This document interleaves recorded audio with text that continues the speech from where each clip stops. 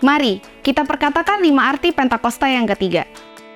Yang pertama, Pentakosta yang ketiga adalah pencurahan Roh Kudus yang dahsyat di zaman ini, melebihi yang terjadi di Azusa Street. Yang kedua, Pentakosta ketiga akan mengakibatkan penuaian jiwa yang terbesar dan terakhir sebelum Tuhan Yesus datang kembali. Yang ketiga, Pentakosta ketiga akan membangkitkan generasi Yeremia, yaitu anak-anak muda yang dipenuhi Roh Kudus, cinta mati-matian terhadap Tuhan Yesus, tidak kompromi terhadap dosa, dan akan bergerak untuk memenangkan jiwa. Yang keempat, Pentakosta ketiga lahir di Indonesia dan bergerak ke bangsa-bangsa. Gerakan ini dari timur ke barat dan akan kembali ke Yerusalem. Yang kelima, Pentakosta ketiga akan memberikan kuasa untuk menyelesaikan amanat agung, dan setelah itu Tuhan Yesus datang kembali. Mazmur 91. Dalam lindungan Allah.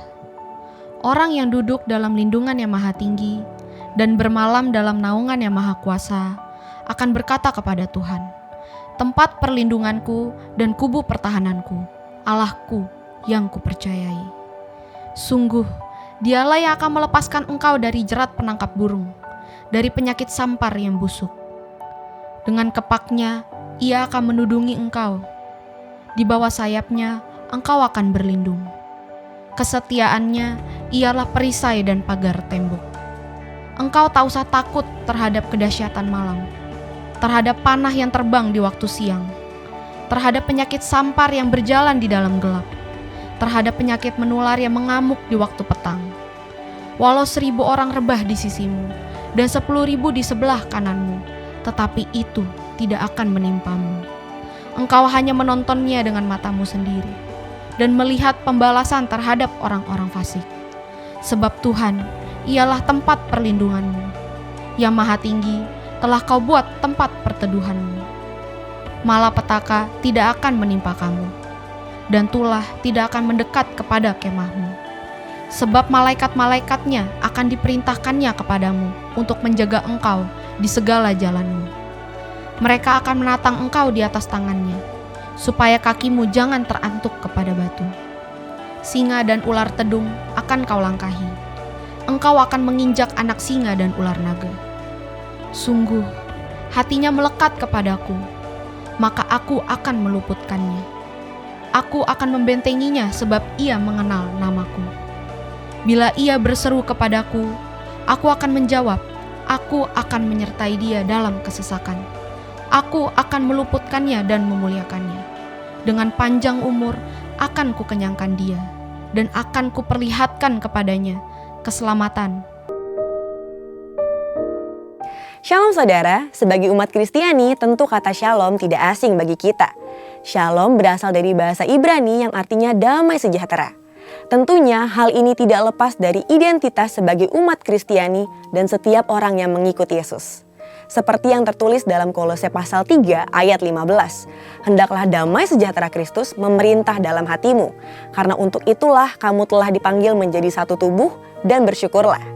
Dalam edisi Voice of Pentecost kali ini, kita akan sama-sama membahas tentang damai sejahtera di bumi. Pada kelahiran Tuhan Yesus, malaikat datang dan menyampaikan kabar tersebut, salah satunya kepada para gembala, bahwa Sang Juru Selamat telah lahir di dunia. Tampak pula bala tentara surga yang memuji Allah, seperti yang tertulis dalam kitab Lukas pasal 2 ayat 13-14. Seruan pengagungan kepada Allah juga dilakukan setiap waktu di surga. Hal itu seperti yang disaksikan oleh Rasul Yohanes pada saat ia dibuang di Pulau Patmos. Hal itu tertuang dalam Wahyu pasal 4 ayat 8. Demikian hendaknya hal itu terjadi di bumi, yaitu terdapat nyanyian pengagungan bagi Allah setiap waktu. Namun sayangnya manusia yang sudah jatuh dalam dosa tidak dapat senantiasa mengagungkan Tuhan.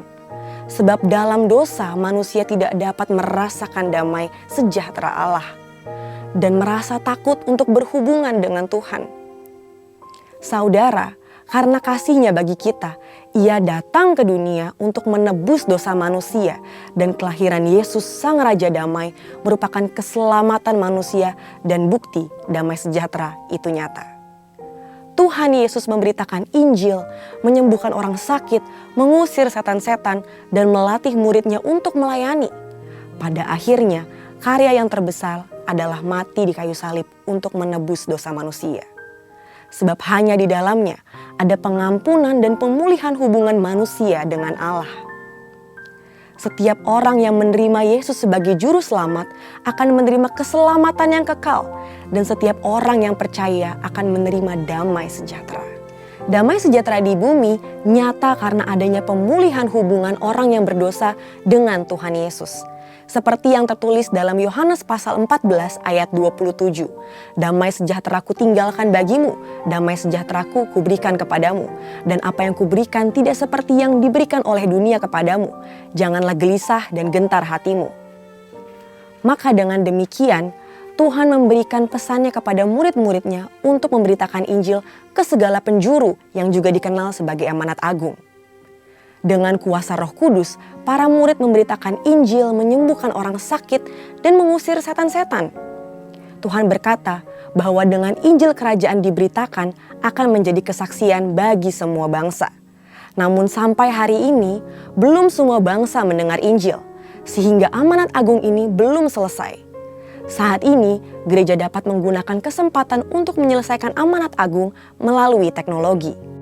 Para hamba Tuhan yang tergabung dalam Empower 21 memiliki visi bahwa tahun 2033 setiap orang memiliki kesempatan untuk mengalami perjumpaan yang autentik dengan Tuhan melalui kuasa dan kehadiran Roh Kudus.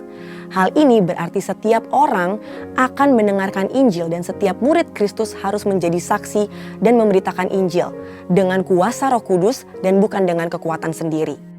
Saudara, Tuhan akan memberikan damai sejahtera kepada manusia seperti yang tertulis dalam Efesus pasal 2 ayat 14-15. Karena dialah damai sejahtera kita yang telah mempersatukan kedua pihak dan yang telah merubuhkan tembok pemisah, yaitu perseteruan.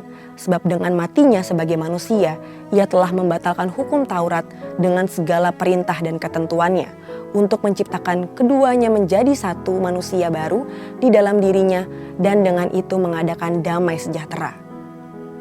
Saat ini, Tuhan sedang membuka pintu penginjilan dan inilah waktu bagi setiap kita yang mengalami kelahiran baru dan kehadiran Roh Kudus serta dimuridkan untuk bangkit dan menjadi terang dalam kegelapan dan menyebarkan damai sejahtera Kristus. Tetapi kabar baik itu sesungguhnya telah datang sejak 2000 tahun yang lalu, yaitu Yesus Kristus lahir untuk memberikan damai sejahtera bagi setiap orang yang percaya. Sekarang adalah waktu yang tepat bagi setiap kita untuk membawa berita damai sejahtera itu untuk menyelesaikan amanat agung Tuhan Yesus sebelum Tuhan Yesus datang kembali. Saudara, untuk penjelasan lebih lengkap dari tim teologi kami, silakan buka link yang ada di atas atau scan QR Code yang tersedia. Tuhan Yesus memberkati.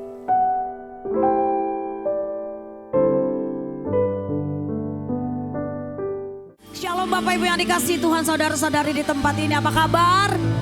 Saya percaya kita semua luar biasa bersama dengan Tuhan, amin. Sebab perlindungan dan penjagaan Tuhan begitu sempurna atas setiap kita. Boleh salam kanan kirimu dulu Bapak Ibu. Katakan hari ini engkau pasti diberkati oleh Tuhan Yesus Kristus. Sebab hadiratnya ada di tengah-tengah kita, amin. Haleluya. Sekali lagi tepuk tangan yang terbaik buat Yesus Kristus, Sang Juru Selamat kita, penebus dosa kita. Amin.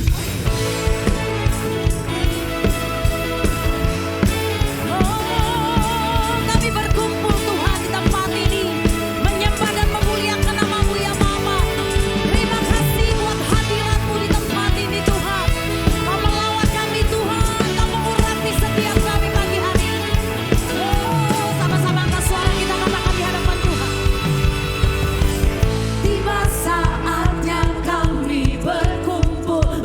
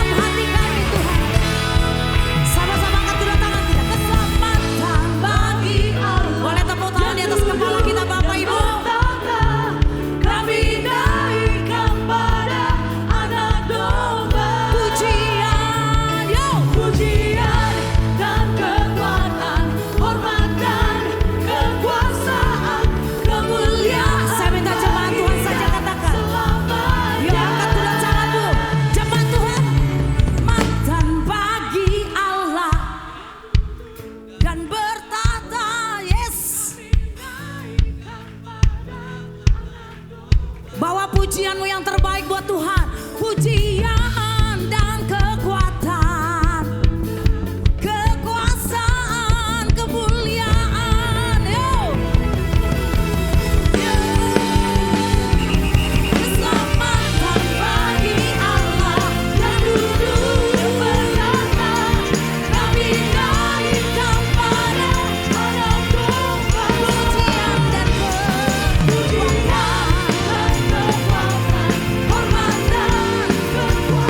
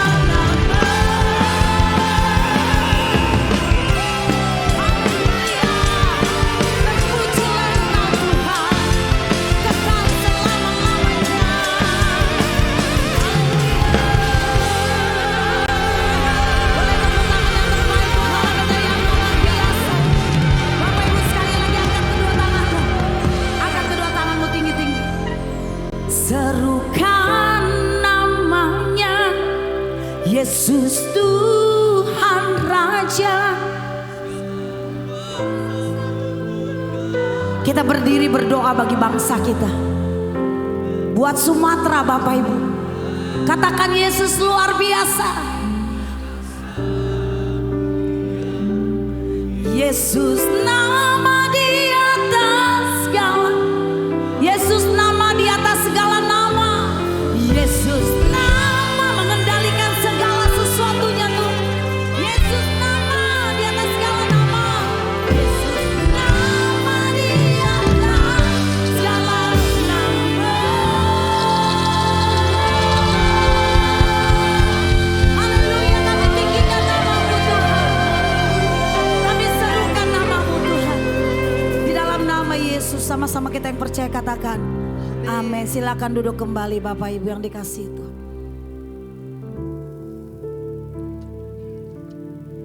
Mari kita terus berdoa.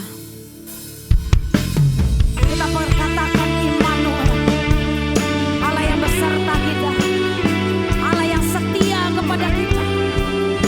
Oh, Kau Allah Immanuel, Kau tak pernah tinggalkan kami, Kau selalu setia bagi kami.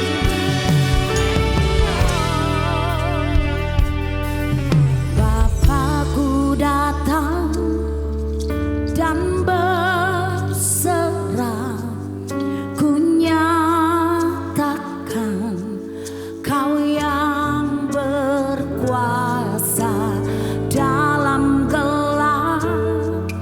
Kau setia, Kau cahaya hidupku.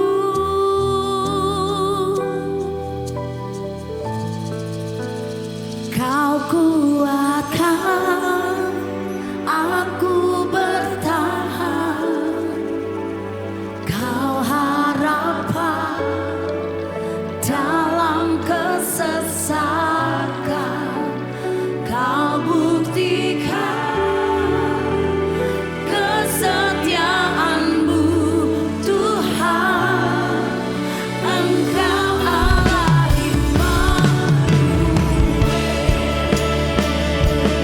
yang bangga punya Tuhan Yesus. Tepuk tangan yang terbaik buat Allah yang kita bangga.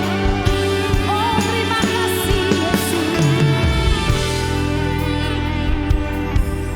Bapa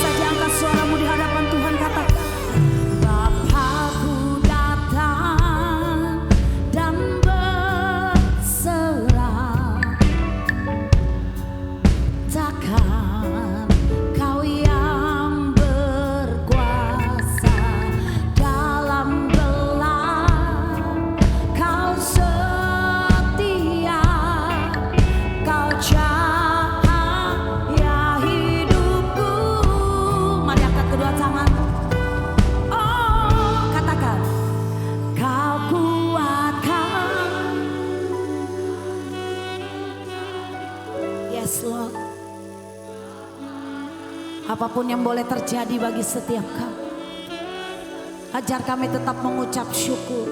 Kau buktikan kesetiaan-Mu Tuhan.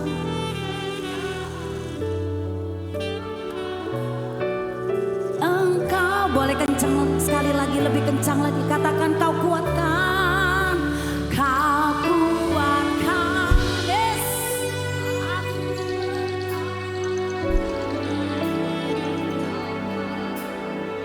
Dalam kesesakan, oh, kau buktikan setiamu, Tuhan.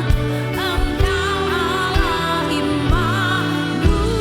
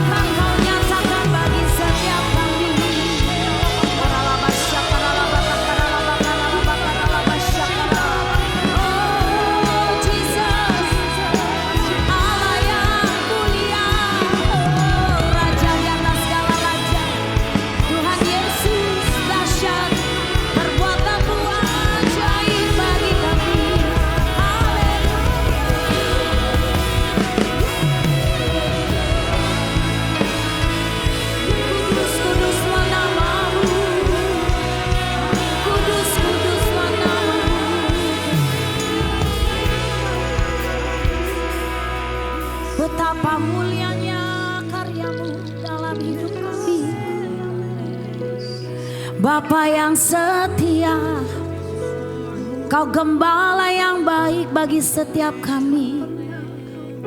Kau baringkan kami di rumput yang hijau Bapa. Kau selalu setia menuntun langkah kami. Sekalipun kami mengalami lembah kekelaman, kami percaya gada dan tongkat-Mu menyertai kami.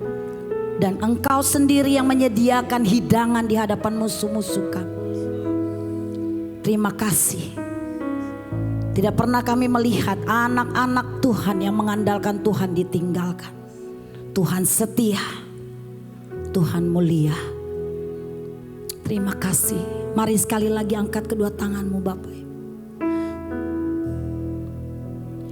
Sebab Kau layak terima pujian, sebab Kau layak terima pujian, sebab Kau layak ku agungkan Yesus, Raja di atas segala. Saya minta jemaat Tuhan sekali lagi katakan, sebab Kau layak.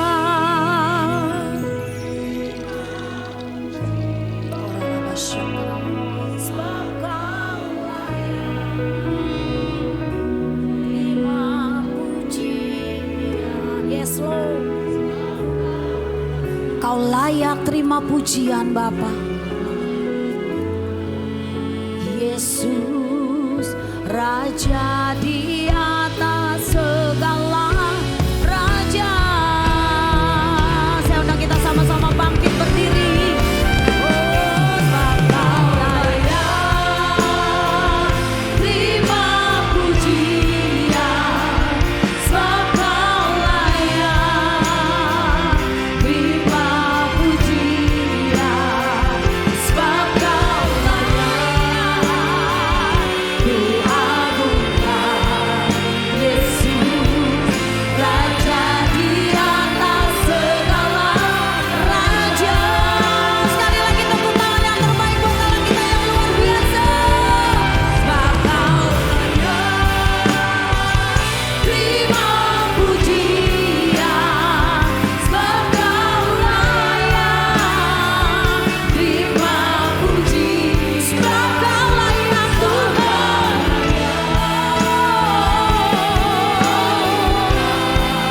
Yesus, Raja di atas segala raja.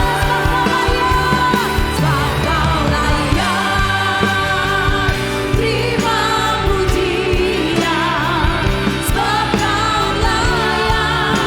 Yes Lord, sebab Kau layak Tuhan.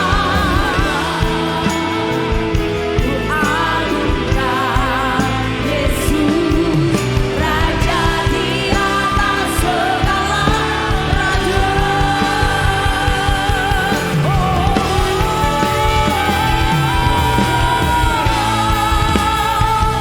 Terima pujian, sebab Kau layak terima pujian, sebab Kau layak.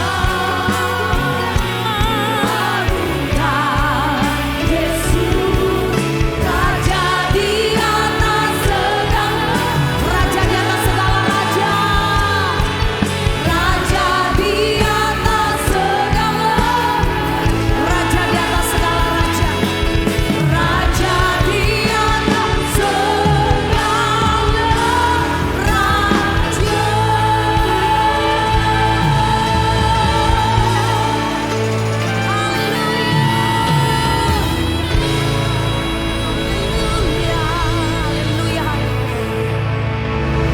Bapa kami dalam sorga, terima kasih Tuhan buat siang hari ini. Kami bersyukur buat kasih dan kebaikan yang Tuhan berikan dalam kehidupan kami. Dengan apakah kami balas semua kebaikan-kebaikan Tuhan selain dengan pujian dan penyembahan kami kepada Engkau ya Bapa. Berfirmanlah buat setiap kami, biar firman-Mu yang mengajar kami, firman-Mu yang menuntun kehidupan kami. Urapi mulut bibir hamba-Mu ini ya Tuhan, biar apa yang keluar dari mulut bibir hamba-Mu adalah firman Tuhan yang murni dan yang rohani. Sehingga kami percaya kami pulang dari gereja ini, hidup kami gak akan pernah sama lagi ya Bapa. Yang lemah dikuatkan, yang hari ini berkekurangan dicukupkan, yang sakit disembuhkan, yang punya masalah Tuhan berikan jalan keluar dan kemenangan. Di dalam nama Tuhan kami Yesus Kristus, setiap kita yang percaya dan siap diberkati dengan kebenaran firman Tuhan, sama-sama kita katakan amin. Silakan duduk Bapak Ibu saudaraku terkasih dalam Tuhan. Shalom semua. Bagaimana kabarnya Bapak Ibu? Saya berharap semua dalam keadaan baik, semua dalam keadaan sehat ya. Hari ini kalau Bapak Ibu suka judul firman Tuhan, saya akan berikan judul iman di tengah ketidakpastian ya. Bapak Ibu setuju ya bahwa dunia yang sedang kita hidupi hari-hari ini sedang ada di dalam ketidakpastian Bapak Ibu ya. Kalau Bapak Ibu membaca berita ya, ada begitu banyak bencana alam ya Bapak Ibu ya. Di Aceh, di Medan terjadi ya bencana yang luar biasa. Belum lagi kita menghadapi peperangan Bapak Ibu ya, dari satu negara dengan negara yang lain. Belum lagi perang dagang antara Cina dengan Amerika ya. Belum lama ini Jepang dengan Cina nih Bapak Ibu ya. Ya, Bapak Ibu saudaraku terkasih dalam Tuhan ya, mungkin kalau kita melihat berita, hidup kita bisa tambah pesimis Bapak Ibu. Tapi bagaimana caranya supaya setiap orang percaya tetap berkemenangan di dunia yang sedang tidak pasti ini Bapak Ibu. Ya, saya percaya iman kita harus semakin kuat. Amin. Ya, kita akan langsung buka Alkitab kita 1 Yohanes 5 ayat yang keempat. Firman Tuhan katakan apa? 1 Yohanes 5 ayat yang keempat. Ya, kita akan baca sama-sama Bapak Ibu. Demikianlah firman Tuhan. 1, 2, 3. Sebab semua yang lahir dari Allah, apa katanya? Mengalahkan dunia, dan inilah kemenangan yang mengalahkan dunia, yaitu apa? Iman kita. Oke. Hari ini kan belajar tentang iman Bapak Ibu. Kita akan belajar dari Matius pasal yang ke-8 Bapak Ibu ya. Kalau nanti Bapak Ibu baca di rumah Matius pasal yang ke-8 ada begitu banyak perikopnya Bapak Ibu. Nah hari ini siang ini saya akan mengkhotbahkan 4 perikop langsung Bapak Ibu ya. Satu perikop makan waktu 30 menit untuk menjelaskan. Jadi kalau 4 perikop khotbah kita hari ini 2 jam. Ada amin? Haleluya, karena amin yang gak enak ya saya korting lah 40 menit aja buat saudara. Oke, Bapak Ibu siap belajar firman Tuhan? Ya, perikop yang pertama Matius 8 ayat yang ke-28 sampai 32. Ya, kisahnya tentang 2 orang yang kerasukan setan Bapak Ibu. Matius 8 ayat yang ke-28 sampai 32, setibanya di seberang yaitu di daerah orang Gadara, datanglah dari pekuburan 2 orang yang kerasukan setan menemui Yesus. Mereka sangat berbahaya sehingga tidak ada seorang pun yang berani melalui jalan itu. Dan mereka itu pun berteriak katanya, apa urusanmu dengan kami hai anak Allah? Adakah engkau kemari untuk menyiksa kami sebelum waktunya? Tidak jauh dari mereka itu sejumlah besar babi sedang mencari makan. Ayat yang ke-31, perhatikan baik-baik Bapak Ibu ya, ayat yang ke-31. Maka setan-setan itu meminta kepadanya. Katakan sama-sama, setan-setan meminta kepadanya. Kepada siapa? Kepada Yesus Bapak Ibu. Katanya, jika engkau mengusir kami, suruhlah kami pindah ke dalam kawanan babi itu. Ayat yang ke-32, Yesus berkata kepada mereka, pergilah. Lalu keluarlah mereka dan masuk ke dalam babi-babi itu. Maka terjunlah seluruh kawanan babi itu dari tepi jurang ke dalam danau dan mati di dalam air. Bapak Ibu saudaraku terkasih dalam Tuhan, ini kisah yang sangat menarik Bapak Ibu. Kenapa? Karena hari itu ada 2 orang yang dirasuki setan, dikuasai setan, dikendalikan setan Bapak Ibu. Oke? Dan 2 orang ini kemudian berjumpa dengan Yesus dan meminta kepada Yesus. Dan kalau kita mempelajari firman Tuhan, sebenarnya yang meminta kepada Yesus itu bukan orang.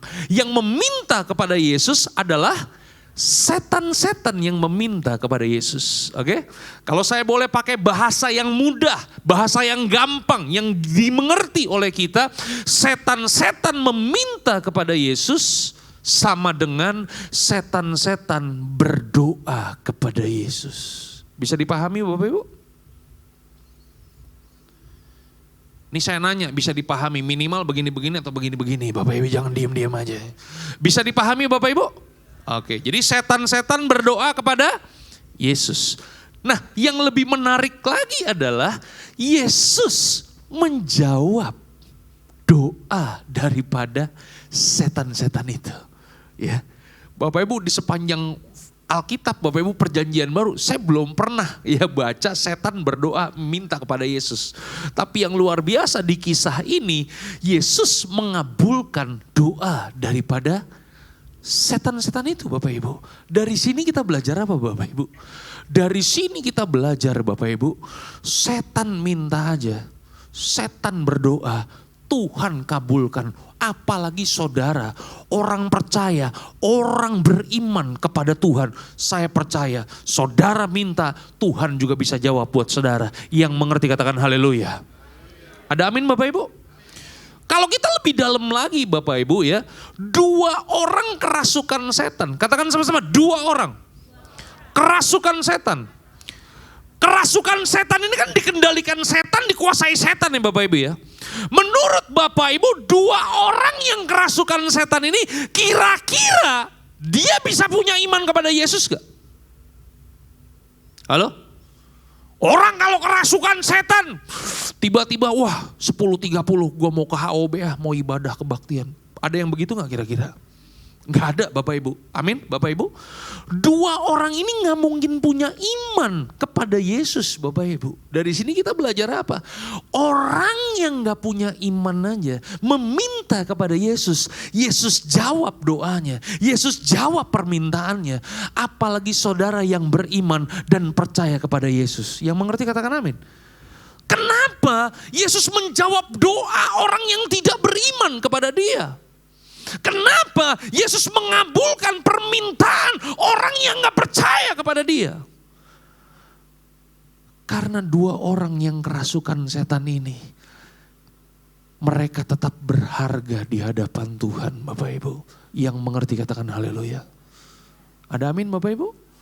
Perikop yang kedua, Matius 8 ayat yang pertama sampai ayat yang ketiga Bapak Ibu. Ya. Ayat yang pertama sampai dengan ayat yang ketiga, kisahnya Yesus menyembuhkan orang yang sakit kusta.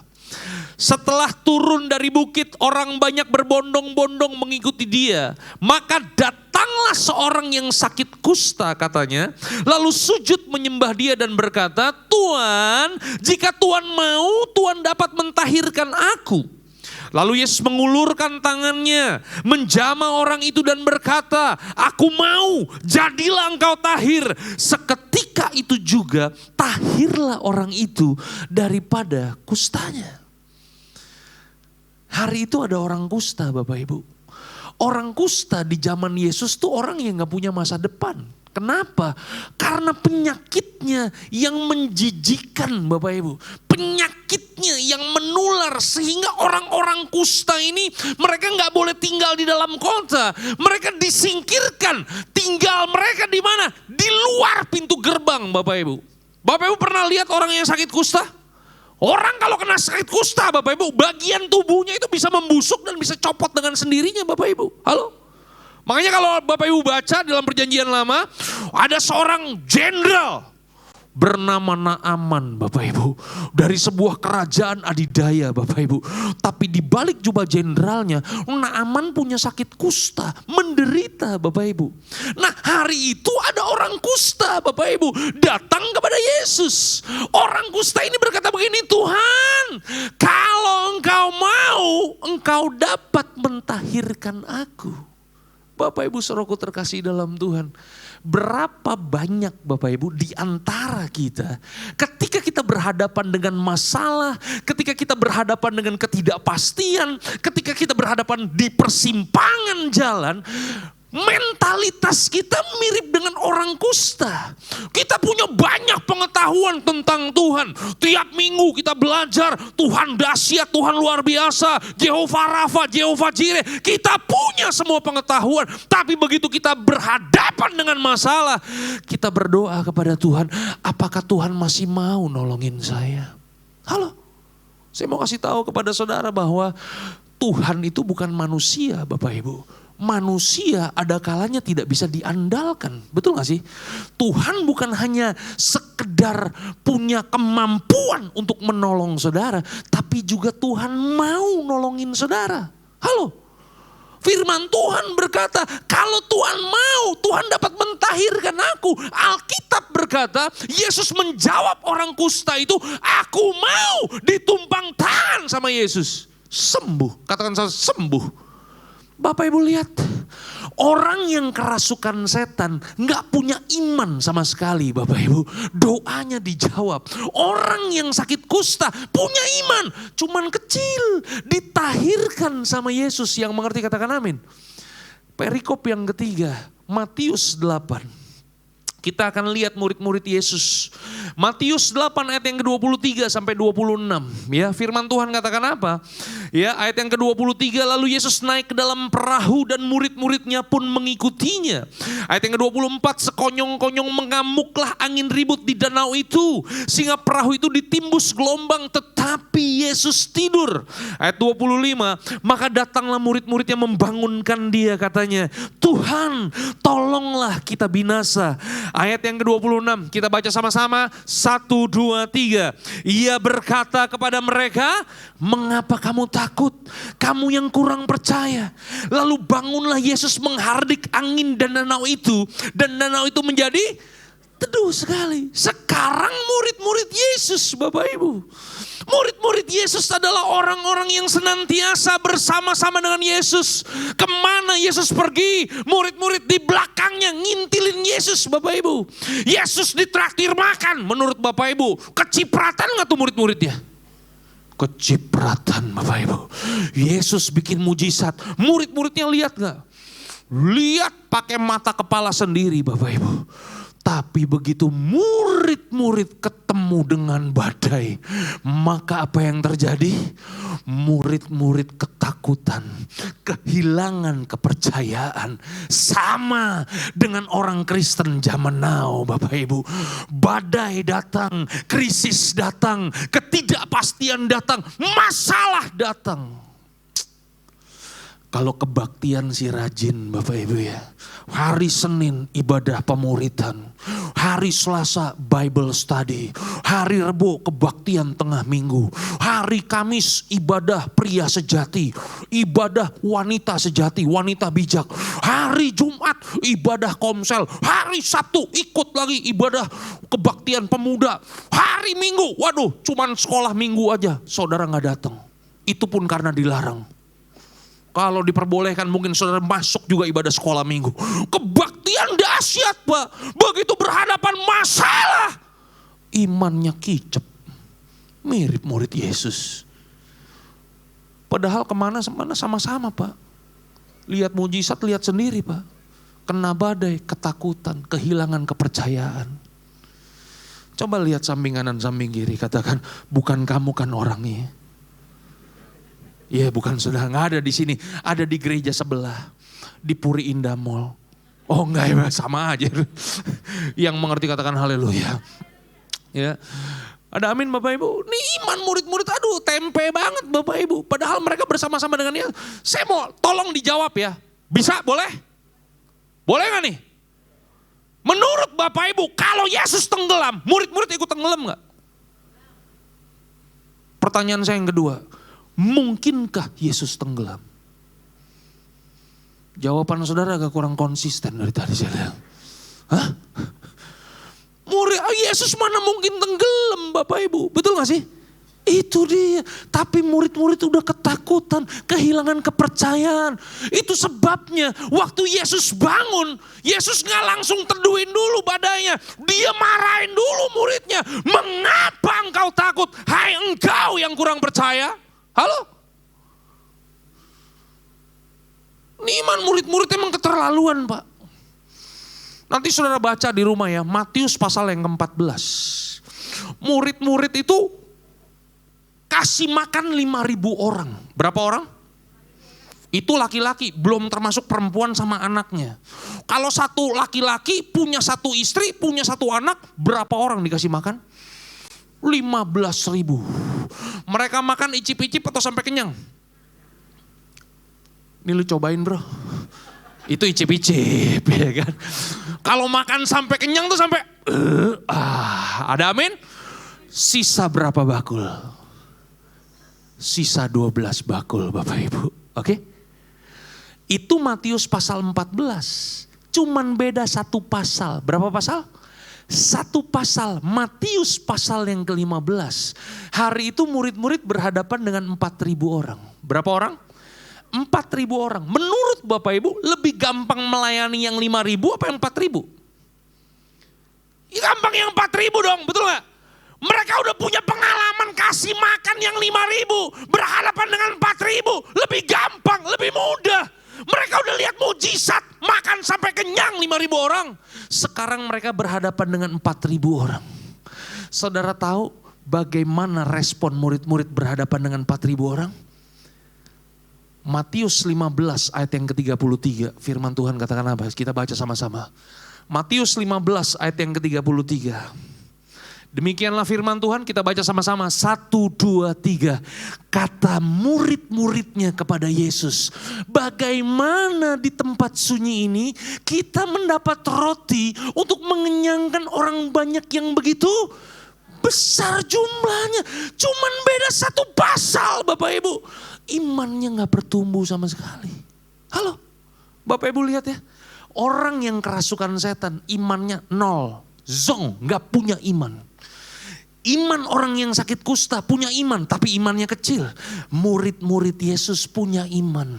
Tapi imannya bercampur dengan keraguan-raguan.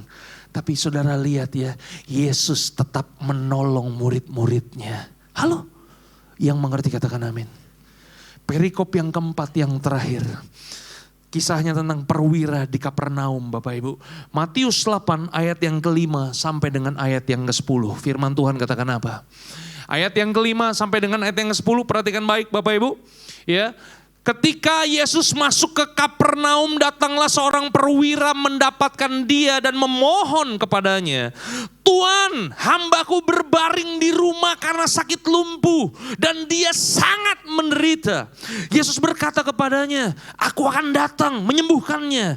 Tetapi jawab perwira itu kepada Yesus, Tuan, aku tidak layak menerima Tuan di dalam rumahku. Katakan saja sepatah kata, maka hambaku akan sembuh. Sebab aku sendiri seorang bawahan dan di bawahku ada pula prajurit. Jika aku berkata kepada salah seorang prajurit itu pergi, maka dia pergi. Kepada yang seorang lain lagi datang, maka dia akan datang. Ataupun kepada hambaku kerjakanlah ini, maka ia mengerjakannya. Ayat yang ke-10 kita baca sama-sama. 1, 2, 3. Setelah Yesus mendengar hal itu, heranlah ia dan berkata kepada mereka yang mengikutinya, aku berkata kepadamu, sesungguhnya iman sebesar ini tidak pernah aku jumpai pada seorang pun di antara orang Israel. Bapak Ibu saudaraku terkasih dalam Tuhan. Yesus itu gak pelit muji. Yesus lihat ada orang imannya dahsyat, dipuji. Masalahnya adalah yang dipuji Yesus bukan orang Yahudi. Bukan orang Israel. Yang dipuji Yesus perwira Romawi. Halo. Saudara tahu orang Romawi itu nyembahnya siapa? Kalau tahu begini, kalau nggak tahu begini. Tahu nyembahnya siapa? Zeus. Nggak tahu juga. Hercules.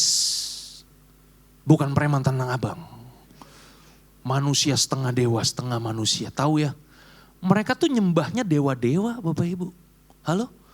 bagaimana mungkin seorang penyembah dewa-dewa imannya dipuji sama Yesus? Belum pernah kutemukan iman sebesar ini pada orang Israel sekalipun. Halo? Saudara tahu kenapa imannya dipuji? Yang tahu angkat tangan. Jawab. Yang benar jawabannya pulang ketemu saya kasih amplop 500.000 isinya.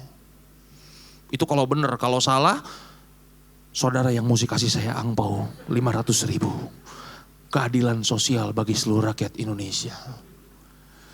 Saudara tahu kenapa dipuji imannya? Karena perwira Romawi ini ngerti yang namanya otoritas Bapak Ibu. Halo?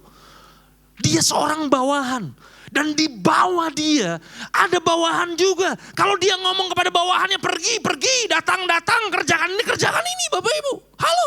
Karena dia ngerti otoritas, itu sebabnya secara tidak langsung perwira Kapernaum ini mengakui kalau Yesus adalah Mesias. Halo? Itu sebabnya imannya dipuji Bapak Ibu. Halo? Bapak Ibu lihat? Orang yang kerasukan setan, 0 imannya.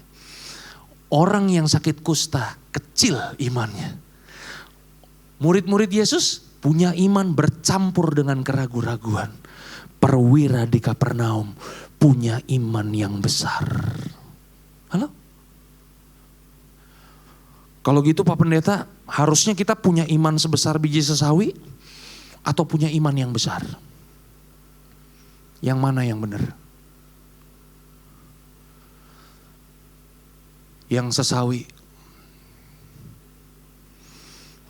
Yang besar. Kayaknya saya perlu khotbah pakai bahasa roh buat saudara. Hah? Iman yang besar apa yang kecil? Kan banyak orang ngajarin gitu ya Bapak Ibu ya. Gak perlu iman besar-besar. Karena iman sebesar biji sesawi mampu memindahkan gunung. Katakan sama-sama, sesawi. Beda sama sawi Bapak Ibu ya. Tolong Bapak Ibu. Kalau sawi itu sayur, yang mengerti katakan amin.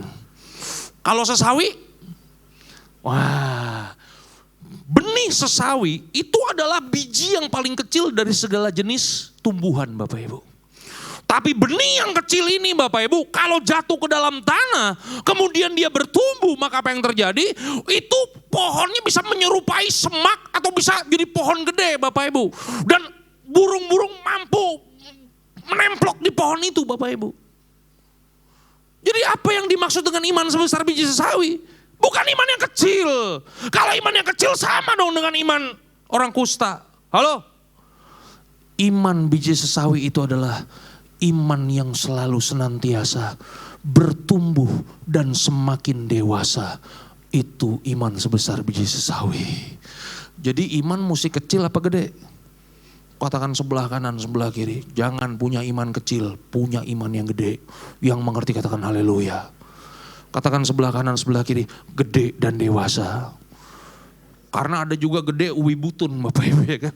Gede kecil Bapak Ibu ya. Ada orang punya iman gede gak dewasa. Pernah lihat gak Pak? Orang imannya besar tapi gak dewasa. Mau punya mobil Alphard. Mau Pak. Pergi ke parkiran. Cari mobil Alphard terbaru. Kelilingin mobilnya 7 kali. Setelah kelilingin tumpang tangan. Wes, mobil ini milikku. Alarmnya nyala Bapak Ibu. Ketahuan saudara. Tangkap satpam. Katakan sebelah kanan sebelah kiri. Itu blow on. Yang mengerti amin. Ada amin? Miliki iman yang besar Bapak Ibu. Nah pertanyaannya masih 6 menit terakhir nih Bapak Ibu. Bagaimana caranya kita punya iman yang besar dan dewasa? Caranya adalah saudara dan saya. Kita perlu bertumbuh dalam pengenalan yang benar akan Tuhan. Karena kalau saudara gak bertumbuh, gak kenal siapa Tuhan saudara. Bagaimana saudara bisa mempercayakan hidup saudara kepada Tuhan? Halo? Diberkatilah orang yang mengandalkan Tuhan, yang menaruh harapannya kepada Tuhan. Bagaimana saudara bisa taruh harapan saudara kalau saudara nggak kenal dengan siapa yang saudara sembah? Halo, betul gak? Di sini ada cewek-cewek yang masih single, boleh lambaikan tangannya? Masih ya? Nggak ada ya? Ada nggak sih? Cewek-cewek nih yang masih single nih ya kan, pulang gereja, nongkrong di lobi dulu dong. Tiba-tiba saudara lagi diem di lobi, ada mobil, Land Cruiser warna hitam mengkilat, berhenti di depan saudara. Cip! Saudara. Yang di mobil buka kaca Pak, dalam Pak. Tit! Begitu saudara ngelongok, ya ampun, cowok tinggi. Mirip lah kayak artis Korea gitu. Sedang. Kemudian cowok itu ngomong begini sama saudara. Hai, masuk yuk aku anterin pulang. Nah, pertanyaan saya, siapa di sini cewek-cewek yang mau ikut? Lambaikan tangannya. Hah? Ada gak yang mau ikut? Kalau ada yang lambain tangan kita undang ke depan Pak. Kita doain, nih cewek gampang dihipnotis nih. Yang mengerti katakan haleluya. Ada yang mau ikut gak? Hah? Enggak ada yang mau ikut. Kenapa? Ya gak kenal Pak. Betul gak? Yang mengerti katakan amin. Beda kalau saudara pulang di lobi, tiba-tiba ada mobil depan saudara, buka kaca, nggak taunya Pak Samuel Gunawan dengan ibu. Sedap. Mau kemana dek? Mau pulang om? Iya kan? Pulang kemana? Ke sono. Oh Sarah, mari saya anterin. Saya mau nanya, ikut gak? Kenapa ikut? Karena kenal. Karena kita kenal, makanya kita ikut. Yang mengerti katakan amin. Lumayan nih, masih 50% yang amin nih. Saya kasih penjelasan satu lagi Bapak Ibu ya. Tapi kalau penjelasan yang satu ini masih belum saudara amin 100%. Saya serahkan Roh Kudus yang mengajar kepada saudara. Saya udah capek Bapak Ibu ngajar saudara ini. Siap? Di sini ada yang pernah naik Gojek gak? Ada ya? Tahu ya Gojek ya Bapak Ibu ya? Ya. Pertanyaannya, kenal gak sama supirnya? Kenapa mau ikut? Hah? Ada di sini yang naik Gojek? Pak Gojek sebentar dulu, sebelum saya naik kita kenalan dulu Pak. Ada yang kayak begitu Bapak Ibu? Nggak ada yang mau kenalan Bapak Ibu, betul gak sih? Kita main naik-naik aja. Kenapa? Gojek supirnya kita gak kenal, tapi kita tetap mau naik. Kita percayakan hidup kita di boncengan tukang Gojek Bapak Ibu. Karena kita kenal dengan aplikasinya. Aplikasinya ini terpercaya. Di sini ada nggak yang dari rumah mau ke kantor, nyasar ke ujung kulon Pak? Ada nggak di sini? Nggak ada Pak. Iya kan? Selalu nyampe di tujuan. Karena kita udah pakai berbulan-bulan, kita udah pakai bertahun-tahun, makanya kita percaya sama aplikasinya. Karena kita kenal aplikasinya, makanya kita percayakan hidup kita kepada Dia. Yang mengerti katakan amin. Oleh sebab itu pulang dari tempat ini, seberapapun imanmu kepada Tuhan, percayakan hidupmu kepada Tuhan dengan bertumbuh dalam pengenalan yang benar akan Tuhan. Tuhan Yesus memberkati saudara sampai keturunan ke-7 dan ke-8. God bless you all. Tuhan memberkati. Haleluya. Mari kita tundukkan kepala kita di hadapan Tuhan Bapak Ibu. Ku cari wajah-Mu, temukan kasih-Mu. Kau bukan Tuhan yang jauh dariku. Ku panggil nama-Mu Tuhan. Ku panggil nama-Mu. Ku dengar jawab-Mu. Kau Tuhan yang selalu dengar seruan hatiku.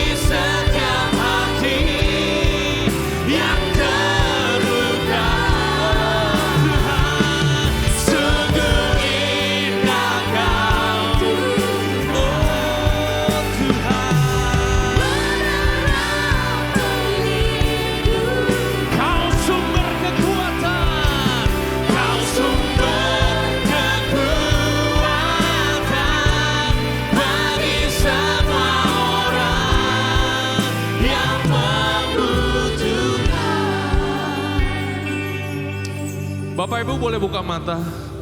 Bapak Ibu boleh lihat saya. Kita udah belajar Bapak Ibu. Orang yang punya iman. Ada yang gak punya iman. Ada yang imannya kecil. Ada yang imannya bercampur dengan keraguan. Menurut Bapak Ibu, tolong dijawab ya.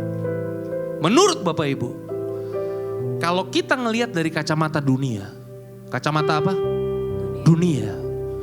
Orang yang kerasukan setan. Orang yang sakit kusta, bahkan murid-murid Yesus. Menurut Bapak Ibu, kalau kita pakai kacamata dunia, layakkah mereka disembuhkan, dipulihkan, ditolong sama Tuhan? Kalau kita lihat pakai kacamata dunia, layak gak? Gak layak sama sekali. Halo? Tapi kenapa Tuhan tetap jawab doa mereka? Tuhan pulihkan. Tuhan tolong mereka. Saudara tahu kenapa? Halo? Karena Tuhan mengasihi mereka lebih daripada iman mereka. Halo? Betul gak Bapak Ibu? Karena ada kalanya Bapak Ibu. Ketika kita berhadapan dengan masalah, iman kita bisa kecil. Kita bisa kehilangan kepercayaan. Itu manusiawi Bapak Ibu. Betul gak? Menurut Bapak Ibu, pendeta berhadapan dengan masalah, bisa gak hilang kepercayaannya? Bisa gak hilang imannya? Kalau yang begini-begini jawabnya cepat. Bisa gak? Bisa. Halo? Saya kalau ditelepon orang nih Bapak Ibu, telepon nih. Pak Dieter, ada waktu gak Pak? Tolong Pak datang ke rumah sakit Pak. Ada keluarga saya, saudara saya Pak. Waduh sakit Pak, parah Pak. Tolong Pak datang buru-buru, tolong doain. Karena saya punya waktu, saya datang Pak. Masuk rumah sakit, masuk kamarnya. Begitu lihat orang yang sakit Pak. Badan udah kurus, udah keriput, mata udah hitam, rambut udah gak ada. Saya mau kasih tahu nih Bapak Ibu, ini rahasia pendeta. Begitu saya lihat orang yang sakit, sakitnya model kayak begitu, saya mau kasih tahu. Iman saya bisa hilang Pak. Halo? Beda kalau ada orang datang, Pak tolong doain Pak saya sakit. Sakit apa? Batuk. Wah saya yakin Pak, tumpang tangan, besok sembuh. Habis doain, banyak istirahat, minum obat batuk banyakan. Saya beriman pasti sembuh besok. Yang mengerti katakan amin. Tapi ketika berhadapan dengan masalah yang berat Bapak Ibu, saya juga bisa kehilangan iman Bapak Ibu. Halo? Katakan sama-sama, pendeta juga manusia. Ada amin? Yang begitu-begitu amin terus ya. Bapak Ibu saudaraku terkasih dalam Tuhan, pertanyaan saya begini. Bisa gak Tuhan sembuhin orang yang sakit tadi? Tuhan pulihkan, nyatakan mujizat, bisa gak? Bisa. Kenapa bisa Tuhan sembuhkan? Bukan karena iman orang yang sakit. Bukan karena iman pendeta yang mendoakan. Karena Tuhan mengasihi orang tersebut lebih daripada imannya kepada dia. Yang mengerti katakan haleluya Bapak Ibu. Ada amin Bapak Ibu? Saya gak tahu bagaimana dengan kita Bapak Ibu. Kita datang hari ini ibadah bagaimana dengan iman kita. Tapi seberapapun saudara, percayalah saudara datang ke tempat ini nyembah Tuhan. Pulang dari tempat ini Tuhan mampu menolong saudara, memulihkan saudara, menyembuhkan saudara. Yang percaya katakan amin. Saudara percaya? Yang percaya boleh lambaikan tangan yang tinggi Bapak Ibu. Mari kita bangkit berdiri sama-sama, come on. Sungguh indah Kau Tuhan.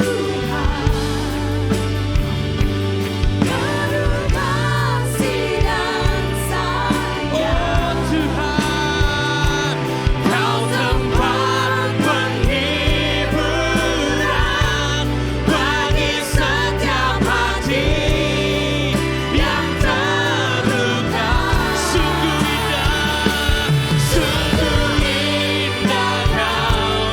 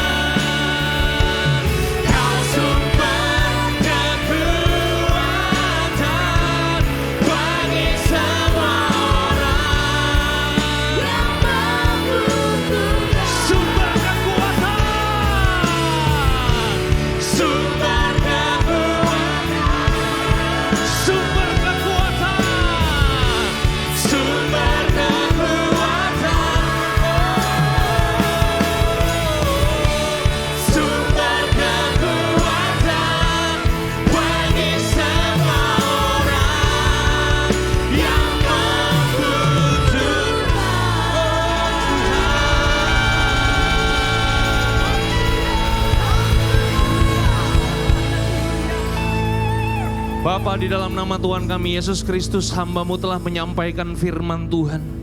Biarlah ini yang menjadi isi hati-Mu buat setiap kami. Tuhan, tuntun kehidupan kami. Seberapapun iman yang kami miliki, kami percaya ketika kami datang kepada Tuhan, Engkau Tuhan yang baik dan luar biasa dalam kehidupan kami.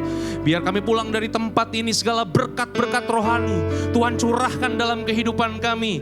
Kuat kuasa Roh Kudus menyertai kehidupan kami dan membuat setiap kami menjadi umat pemenang, bahkan lebih daripada pemenang. Di dalam nama Tuhan kami Yesus Kristus, setiap kita yang percaya diberkati firman Tuhan, sama-sama kita katakan amin.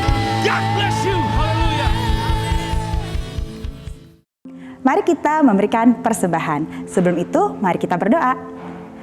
Tuhan Yesus, terima kasih Bapa untuk hari ini Tuhan. Terima kasih untuk setiap berkat-berkat-Mu Tuhan yang sudah boleh kami rasakan ya Bapa.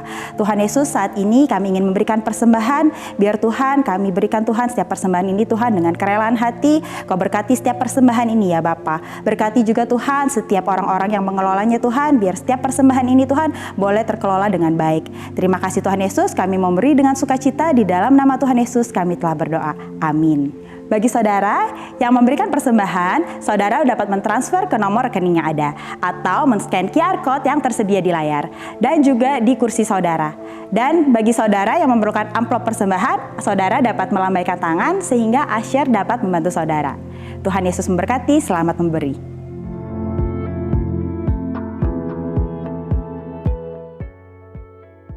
Dan berikut adalah pengumuman kegiatan Puri Intergen Church selama minggu ini. Mari bersama-sama merasakan dan mengalami hadirat Tuhan dalam kesatuan generasi di doa dan penyembahan Intergen Legacy. Bersama Gembala kita Pendeta Samuel Gunawan, Selasa 16 Desember 2025 jam 7 malam di ruangan Revival Hall Gedung House of Blessing.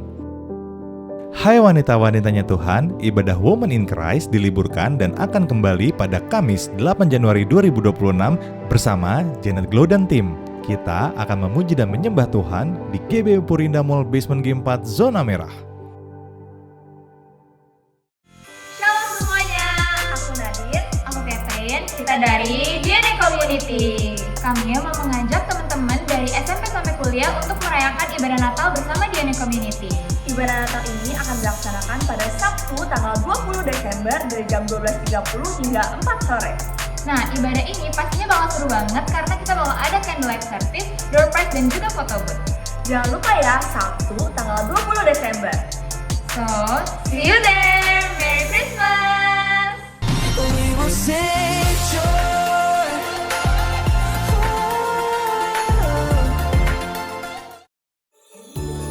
Hai Church, Natal sudah dekat dan Puri Intergen Church mengundang saudara semua untuk merayakan sukacita Natal bersama dengan tema Everlasting Love, kasih Tuhan yang tidak pernah habis dan selalu nyata. Christmas Eve Service pada 24 Desember 2025 pukul 17 dan 19.30 malam. Pesan Tuhan akan disampaikan oleh PDM Dr. Dio Angga Pradipta dan Christmas Celebration Service akan diadakan pada 25 Desember 2025 pukul 8, 10.30 dan 13 siang. Dengan firman Tuhan yang akan disampaikan oleh Pendeta Samuel Gunawan. Semua ibadah akan diadakan di gedung House of Blessing. Ajak keluarga, teman, dan siapapun yang saudara sayangi. Yuk sama-sama kita rayakan Natal, merasakan kasih Tuhan yang kekal, dan menikmati momen penuh sukacita di akhir tahun ini. Let's celebrate Christmas with everlasting love.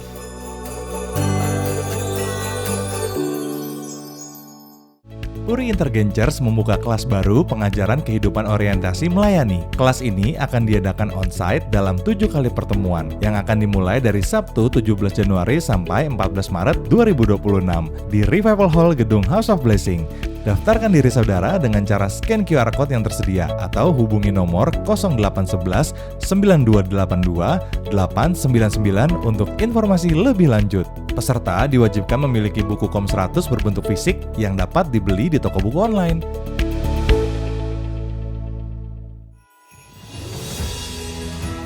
Demikian pengumuman minggu ini. Bagi saudara yang memerlukan informasi lebih lanjut, saudara dapat menghubungi helpdesk kami setelah ibadah ini selesai atau follow sosial media kami untuk informasi terbaru. See you next week and God bless you.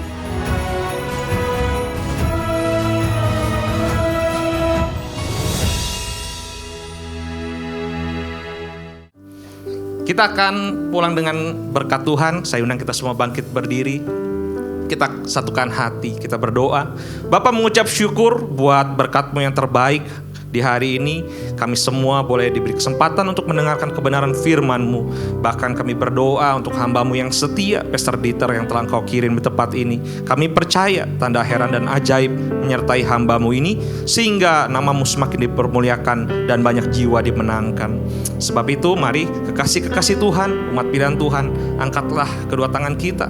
Pulanglah dan terimalah segala berkat yang terbaik dari Allah Bapa di surga melalui cinta kasih daripada Tuhan Yesus Kristus dan persekutuan yang manis daripada Roh Kudus yang menyertai kita semua mulai daripada hari ini sampai Tuhan datang kali yang kedua.